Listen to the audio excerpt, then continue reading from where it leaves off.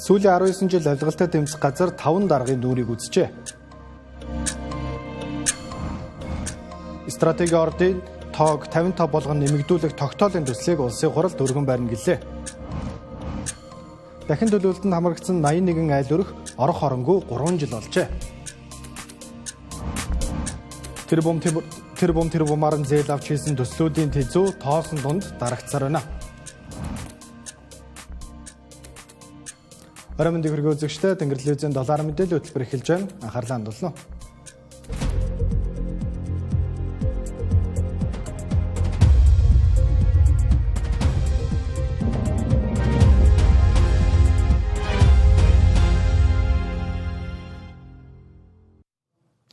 Зургаан жилийн хугацаатаагаар томилогдсон авилгалтай тэмцэх газрын дарга Даштавагийн бүр эрхийн хугацаа энэ сар дуусгар болно. Мөрдөн шалгах чиг үүрэг бүхий энэ байгууллагыг эрхчлүүлүүдэд хэн удирдах вэ гэдг нь олонний анхаарлын төвд байсан.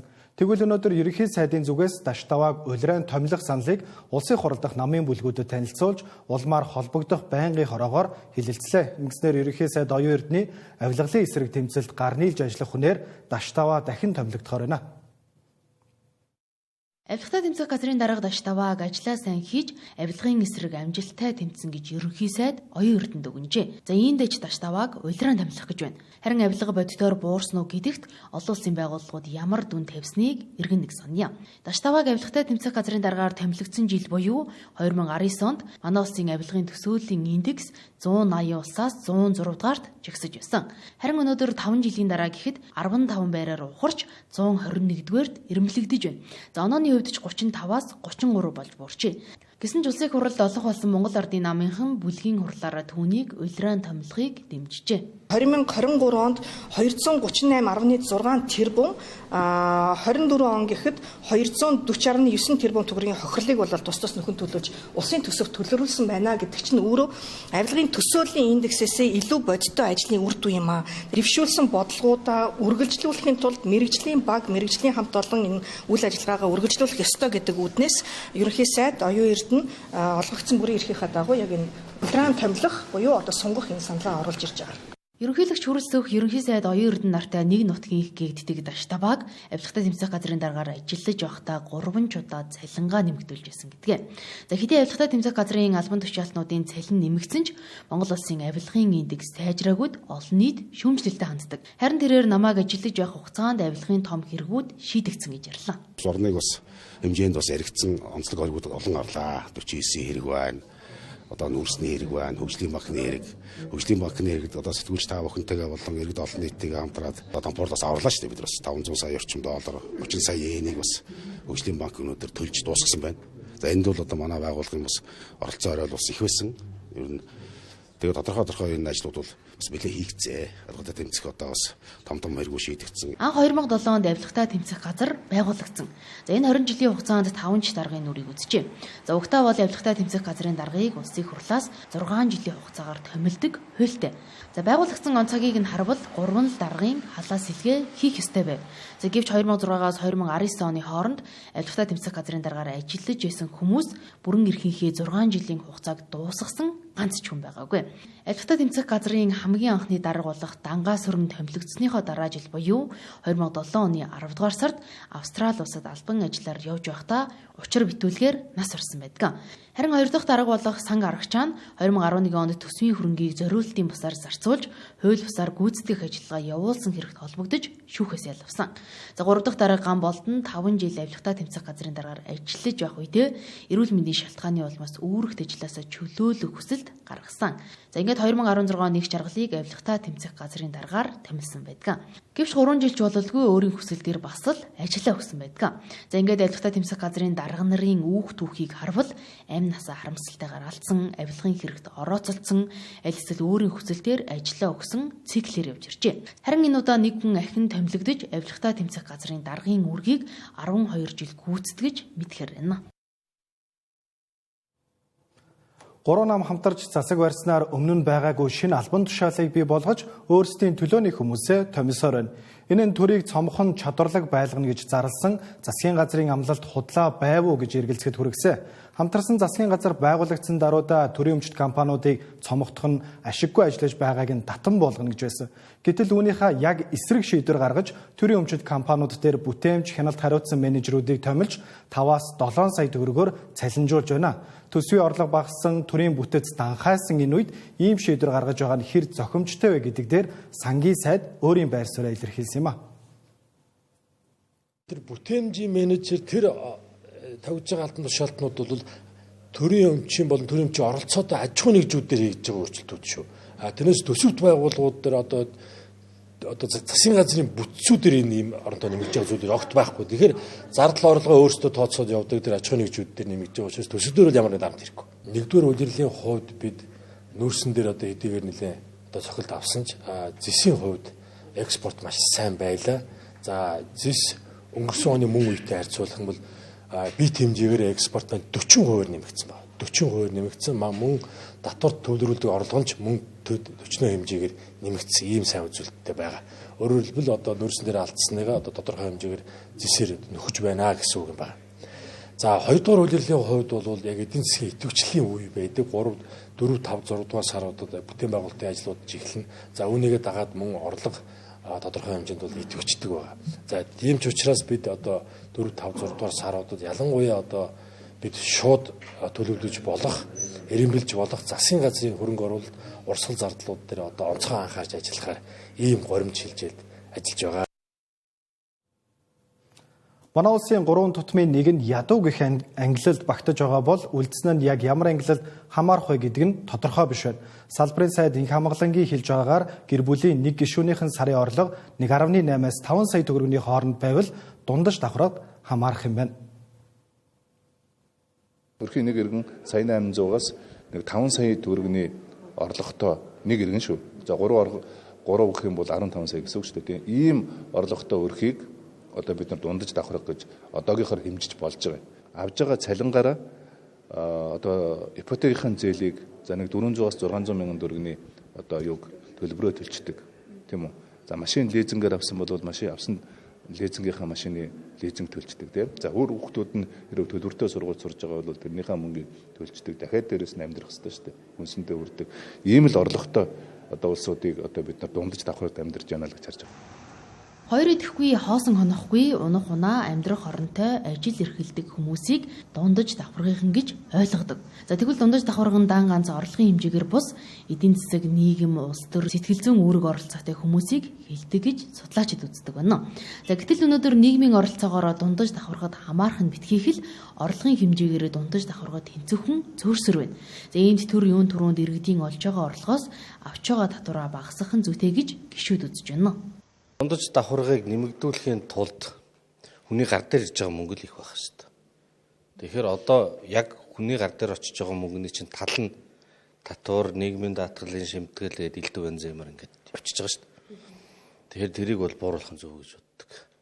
Тэр нь буурч ээж төр нь хүмүүсийн мөнгийг цуглуулж авч жагаад тэгээд ингээд мэрэгэн ухаантайгаар хуваарлах биш. Төр нь цомхон байгаад хийх ажиллаа л юм. Улсын эдийн засгийг төрж ирж явахгүй.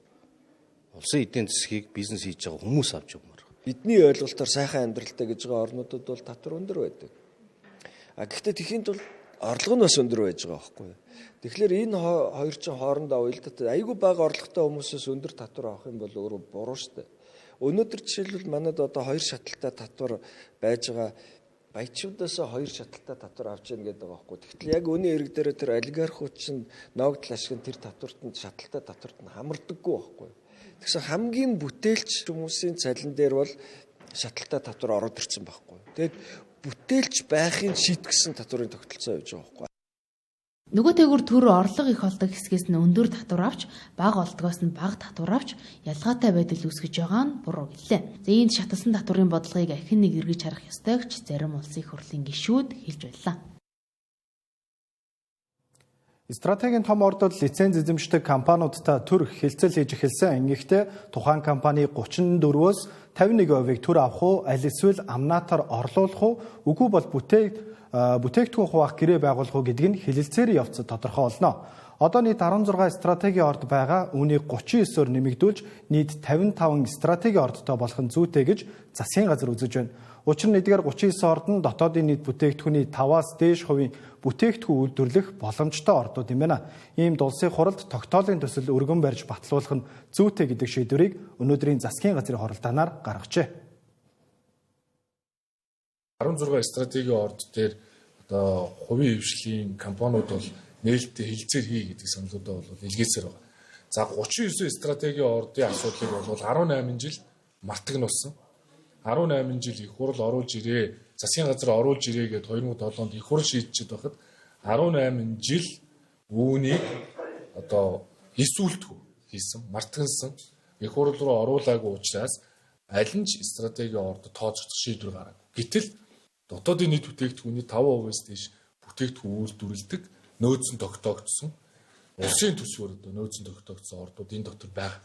Тэгээ энэ 18 жилийн хугацаанд энэ ордуудыг одоо гадаадын дотоодын олон компаниуд санхүүгийн схем үүсгэж одоо арилжаалсан баялагийг одоо иргэдээс нь эздээс нь асуухгүйгээр өрн тараа хийсэн ийм үйлдэлүүд бол тогтоогдож байгаа учраас даруй бид нар их хурлын тогтоолоог боловсруулж өргөн мэдүүлж 39 стратеги ордоо эхлээд стратеги ордоо тооцож авах нь бол эхний алхмаа гэж ингэж үзэж байгаа. Сонгуулийн тухай хуулийн зарим зүйл заалт үндсэн хууль зөрчиж байгаа хэсэгт үндсэн хуулийн цэцээс дүгнэлт гаргажээ. Энэ асуудлыг өнгөрсөн 7 хоногт улсын хурлаар хэлэлцэж цэцийн дүгнэлтийг хүлээн зөвшөөрөөгүй байна. Өөрөөр хэлбэл биедаа нэр дэвшигч 801 хүний гарын үсэг цуглуулах нь үндсэн хууль зөрчсөн гэх цэцийн дүгнэлтийг улсын хурал хүлээж аваагүй байгаамаа. Харин энэ асуудалд иргэний нийгмийн байгууллагууд цэцийн шийдвэр үндэслэлтэй гэж тайлбарлаж байна.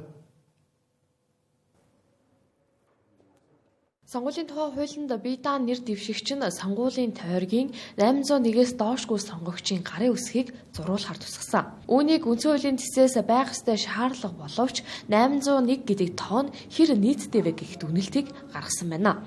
Тодорхойлбол 26 сая хүн амтай Австрали улсад 100 хүн, 1.4 тэрбум хүн амтай энэтхэг улс 10 хүний гарын үсгийг цуглуулдаг.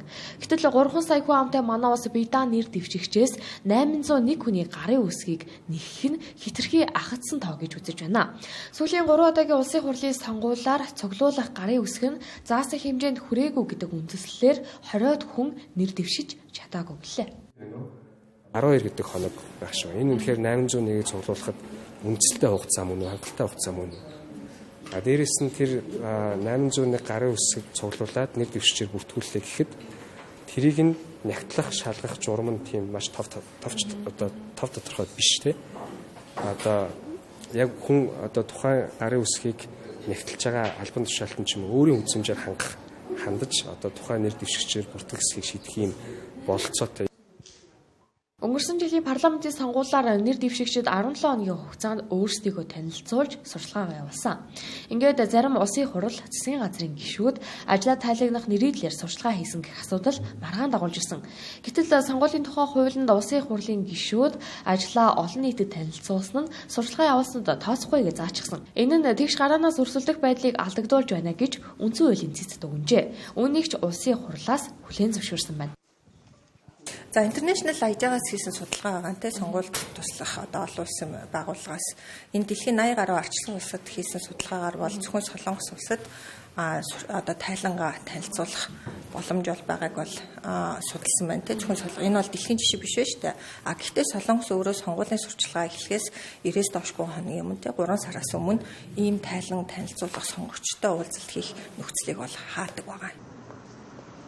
Үндсэндээ хоёр хуулийн заалт хууль зөрчсөн байна гэж үндсэн хуулийн цэц дүгнсэн.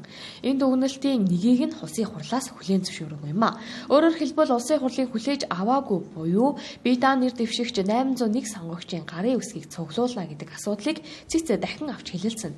Ийхүү дахин үндсэн хууль зөрчсөн нь үндэслэлтэй гэж үзвэл улсын хурал хүлээж авсан аваагүй эцсийн шийдвэр хэвээр үлдэх юм а. Ингэснээр сонгуулийн тухай хуулинд өөрчлөлт оруулна гэсэн үг.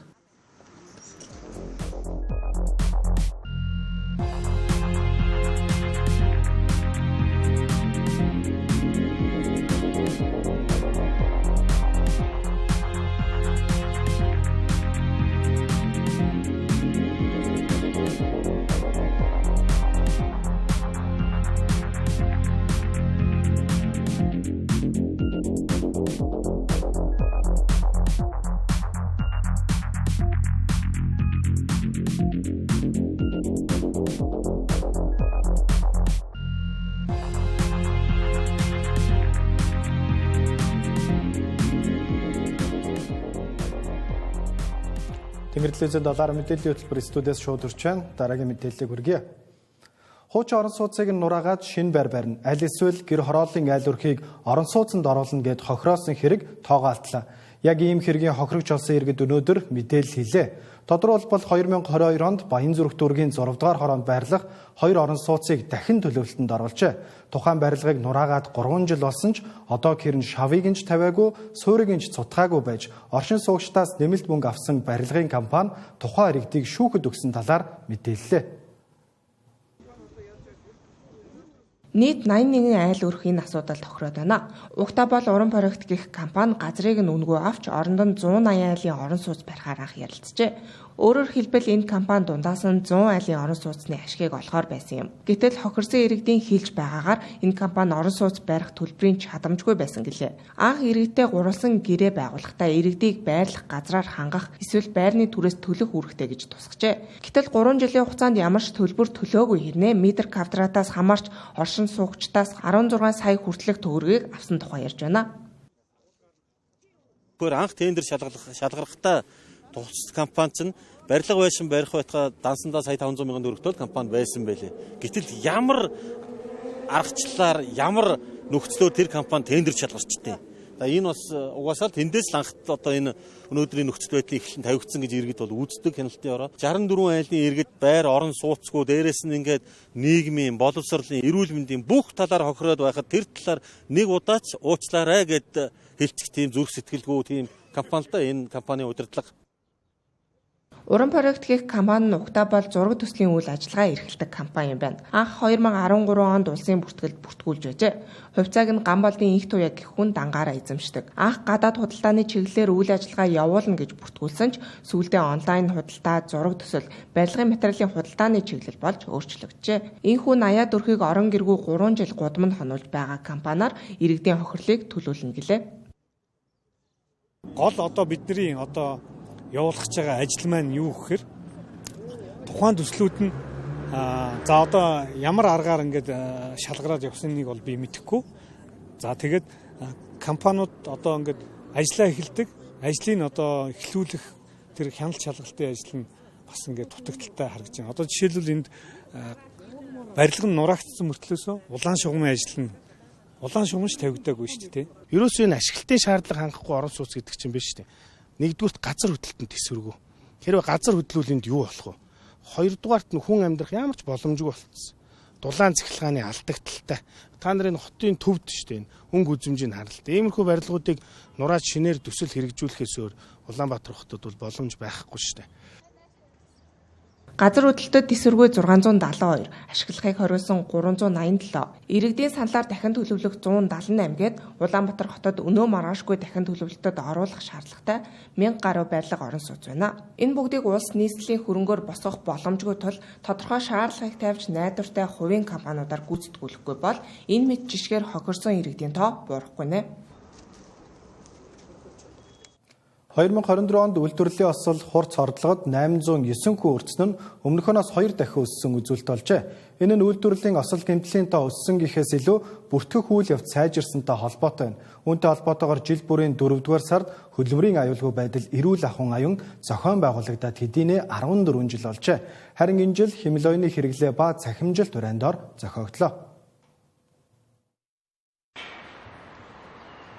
Монгол улс 17 жилийн өмнө хүнд хүчээр ажил хийдэг хүмүүсийг хамгаалах хуультай болсон. Хууль батлагдсанаараа асуудлыг дээрдүүлэх ёстой атал энэ хугацаанд үйлдвэрлэлийн осол мэргэжлээс шалтгаалсан өвчл буураагүй гэх харамсалтай тоо мэдээллийг албаныхаа хэлж байна. Тиймээс хиймэл оюун ухааныг ашиглан урьдчилан сэргийлэх системийг нэвтрүүлэхээр ажиллаж байгаа юм. Одоогоор их хөвгөлтөөр суурилсан үзүүлэлтүүдийг нэгтгэх ажил хийгдэж байгаа гэлээ. Өнгөрсөн хугацаанд манай энэ хөдөлгөөний аюулгүй байдал эрүүл ахуйн чиглэлээр бол цахимжуулалт гэхээр юу гэхээр ослын бүртгэлийг хийж исэн байна. Тэгэхээр цахимжилт үүн дээр яаж хийгдэх вэ гэхээр технологи маань өөрөө орж ирээд үнэхээр тэр нь эрсдэлтэй байвал уучилж анхааруулдаг тийм. Эсвэл зарим нэг эрсдэлтэй нөхцөлд ажиллах боломжийг нь илүү технологийн тусламжаар хийдэг. Одоо дрон ч юм уу робот гэж гэдэг юм. За тэгээд энэ технологиудыг нэвтрүүлснээрээ магадгүй бид нар юу гэхээр мэдээллийг яг шуурхаа бүгд жиг мэдээлэлтэй байх боломжоор хангах асуудлыг чухалчилж байгаа гэсэн. Хөдөлмөрийн аюулгүй байдал гэдэг нь малгай хувцс өмсөхийг хэлдэггүй. Янз бүрийн тоног төхөөрөмжтэй харьцдаг бол хэрхэн зөв зохистой ашиглахаас эхлээд олон асуудал яригдана. Хуулиар энэ орчинг бүрдүүлж өгсөн ч хангалтгүй байгаа тул зарим компаниуд өөрсдөө дотооддоо энэ асуудлаа шийджээ. Мак компанид ажиллаж байгаа бол ER16 системийг ашигладаг. За тэр нь бол мэдээлэлд оруулаад явчихдаг гэсэн. Харин ажилтнаа бол дотооддоо бол Мегсийн аппликейшнийг ажилладаг. За ингэснээр ажилт нь одоо тухайн аппликейшнд орж одоо ажлын байр дээрх аюул хэрэгслийг мэдээлдэг те хавын ажлууд шууд одоо удирд халамжлалт нь очдог. Иймэрхүү системийн одоо уялдаа холбоотойгоор ажилладаг байна. Олон улсын жишг болоод байлбал Америкийн нэгдсэн улс, Европын холбооны орнууд бол хөдөлмөрийн аюулгүй эрүүл мэндийн захин удирдлагын тогтолцоонууд болоод аль хэдийн нэвтрүүлээд үүнийг хэрэгжилж байна. За манай улсын түвшинд бол үйлдвэрлэл ослыг судлан бүрдэх on inspection гэдэг үйлдвэрлэл ослын бүртгэлийн систем болоод бас сүүлийн жилүүдэд хэрэгжиж байгаа. Үйлдвэрлэлийн осол мэргэжлээс шалтгаалсан өвчний тохиолдол уул уурхай салбарт их байна. Эсвэргээрээ барилгын салбарт хүний амь нас эрсдсэн тоо өндөр байна. Хэдийгээр энэ аюулгүй байдлыг хангахын тулд хиймэл оюун ухааныг нэвтрүүлж байгаа ч доторх харилцааг нь илүү тодорхой болгохын тулд хуулинд өөрчлөлт оруулах шаардлагатай байгааг хэлж байсан юм.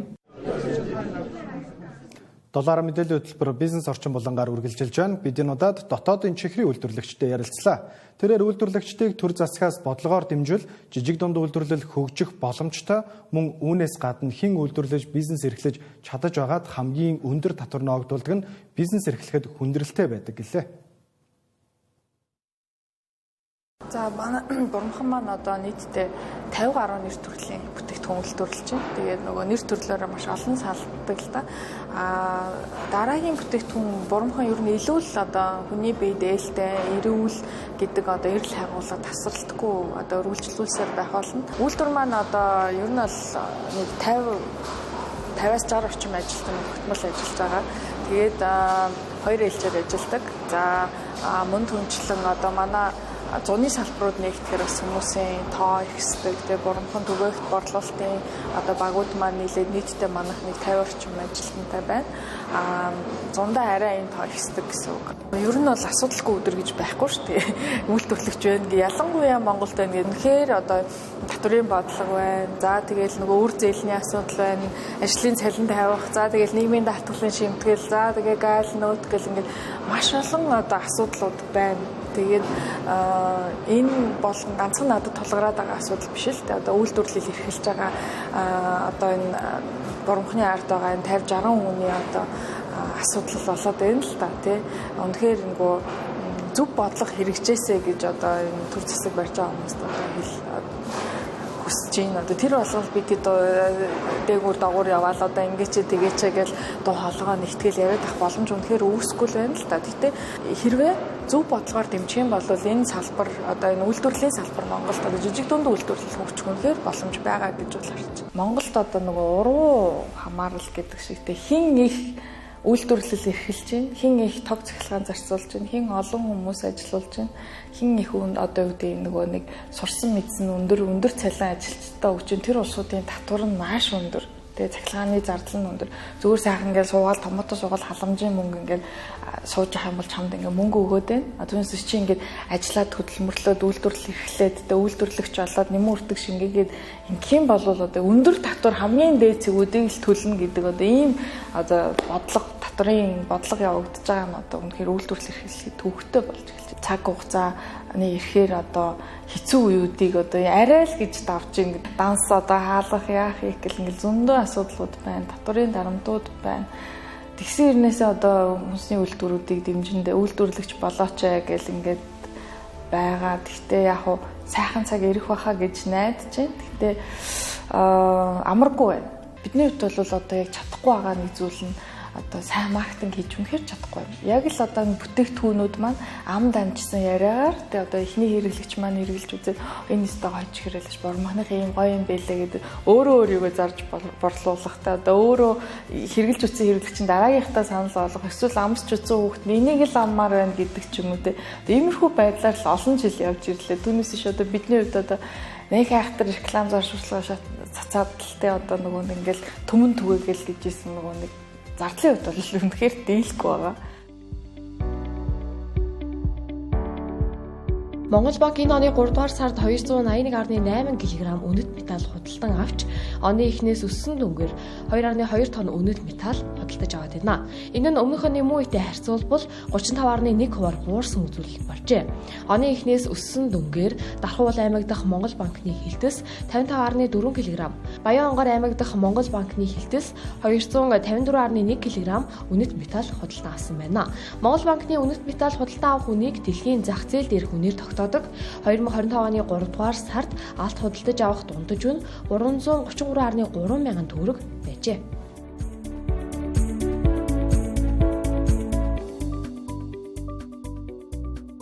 Хөдөө аж ахуйн бирж 3 дугаар сард 17.3 тэрбум төгрөгийн арилжаа зохион байгуулсан байна. Тодорхойлбол тайланд хугацаанд 37.3 тонноос хамаасан олуур, 202 тонн ямааны завуудноос, 122.6 тонн хоньны ноос, харин 36 тонн тэмээний ноосноос гадна 871 тонн тосны ургамал тус арилжаалжээ.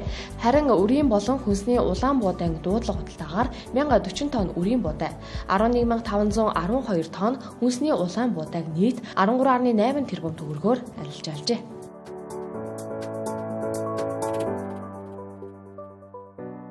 Зохицуулалтын салбарын компани засаглалын кодексийн хэрэгжилтийн үнэлгээний 2024 оны нэгдсэн судалгааг гаргасан байна. Санхүүгийн зохицуулах хорооноос зохицуулалттай этгээдийн кодексийн хэрэгжилтийн үнэлгээний тайланг хянан баталгаажуулахад 2023 оны жилийн эцсийн байдлаар дунджаар 84.9% гүйцэтгэлтэй байсан байна. Компани тус бүрт зөвлөмж чиглэл хугацаатай өөрөг өгч тогтмол сайжруулалт хийсний үр дүнд өнгөрсөн оны жилийн эцсийн байдлаар кодексийн хэрэгжилт салбаруудад дунджаар 1.7% өссөн үзүүлэлттэй гарчээ.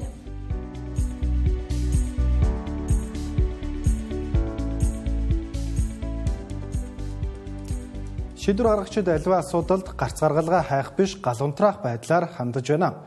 Олон нийтийн бухимдал дээд зэгтээ тулаад ирэнгүүт ямар нэг шалтак тоочиж бултах гэж оролцоор ирсэн олон жишээнүүдийг бид өнгөрсөн хугацаанд харсан. Аль эсвэл ийм ажилтны тим төсөл хэрэгжүүлнэ гэж амлалт өгөөд алга болдог сонгодог аргууд тэдэнд бий. Энэ мэд бодлого боловсруулагчдын хэлснээ мартсныг хөтөлбөрийн нисэгт үзүүлээ. Улаанбаатарчуудын хамгийн эмзэг сэдэв болсон утааны асуудлыг бид өвлөн яриад зун нь мартдаг. За энэнд нь ч манай дарга нар дассан учир сэтгэл амар юу ч хийлгүй үдих хүрсэн. За харин энэ үйл иргэд талбай дээр жигсэж улсын хурлд ирж утааны сонсгол хийхийг шаардаж 70 гаруй мянган иргэн цахимаар гарын үсэг зорсон.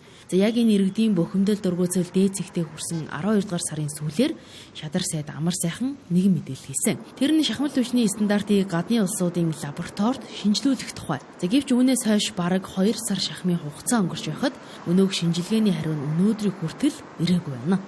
5 толгой төлс компани төлсний чанарыг за мөн түүний орц найрлага стандартын хэмжээнд байгаа эсэх тухайлах юм бол хүний эрүүл мэнд амь насанд хортой аливаа орц найрлага байгаа эсхийг нягтлж шалгуулахаар улсын онцгой комиссийн даргын шийдвэрээр бүгд найрамд хятад ард улс, Солонгос, Япон улсуудад энэ бүтээгдэхүүний дээжийг явуулж шинжилүүлж байгаа. Энэ ажил хийгдэж байгаа ойрын хугацаанд бас хариу гарна. Бусад улсууд руу явуулах шинжилгээний хариунуудын ажлууд явагдаж байгаа гэдэг юм мэдээлэлтэй байна. Харин гараагүй. Ийхүү шахмал түвшний лабораторийн шинжилгээний хариу ирэх гэсээр байтал хаврын тэргуун сартай залгах нэ. За үүний дараа олонний шүүмжлэлд өртсөн бас нэг үйл явдал бол эрчим хүчний сайд Чойжил Сүрэнгийн эрчим хүчний үнийн нэмэгдлийн талаарх тайлбар яриа.